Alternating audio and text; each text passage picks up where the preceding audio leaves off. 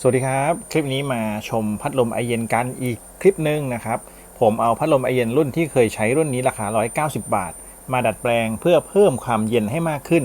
แล้วก็สามารถใช้งานได้เต็มประสิทธิภาพนะครับปกติแล้วตัวนี้เขาจะกินกำลังไฟ10 วัตต์นะครับหลายคนบอกว่าตัว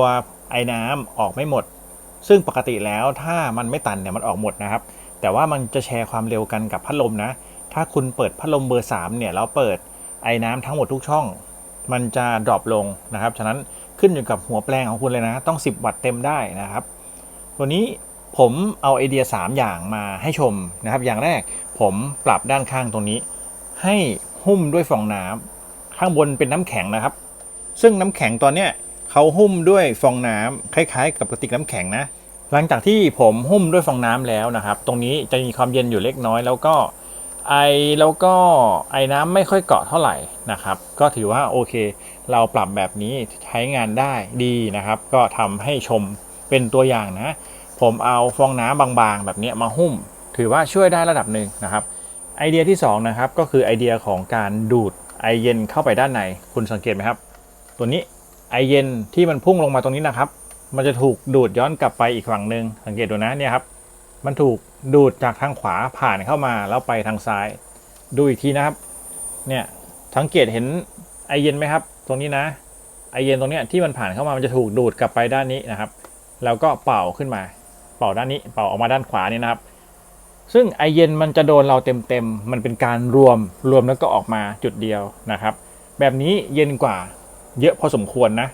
ผมลองทดสอบแล้วโอ้มันเย็นจริงๆนะครับเย็นโดนตัวโดนหน้าได้ด้วยนะครับ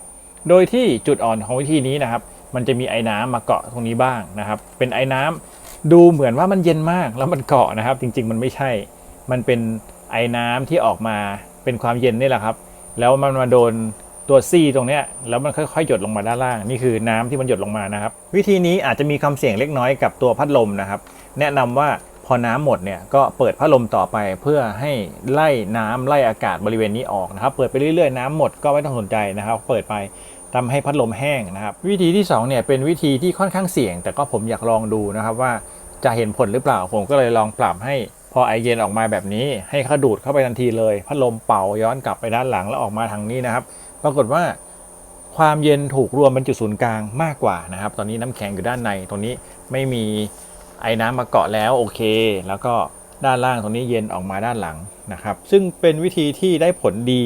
แต่ก็มาลุ้นกันว่าระยะยาวเนี่ยมอเตอร์จะเสียหรือเปล่าตอนนี้ผมเปิดมา2 วันก็ปกติดีนะโอเคใช้ได้เลยนะครับแล้วก็สุดท้ายอันนี้เป็นไอเดียพอเราพันพวกนี้เนี่ย USB ตรงมันจะใช้ไม่ได้ผมเปลี่ยนสาย USB ใหม่ตัวนี้เป็น USB 90 องศาก็คือข้องอนั่นเองเราเดินตรงมาแล้วก็งอเสียบเข้าไปนะครับหลายๆท่านน่าจะเจออยู่แล้วถ้าเกิดใช้รุ่นนี้มันจะนูนออกมาตรงออกมามันไม่ได้ต้องเป็นข้องอนะครับงอมาด้านนี้เป็น3ไอเดียนะซึ่งผมทดสอบแล้วใช้งานได้ดีบริเวณนี้นะครับผมถอดน็อตปกติแล้วจะมีน็อตตรงนี้อยู่2ตัวเพื่อที่จะยึดพัดลมให้เกาะอยู่ด้านหลังแล้วเป่าไปด้านหน้านะครับผมย้ายตัวนี้มาด้านนี้สังเกตดู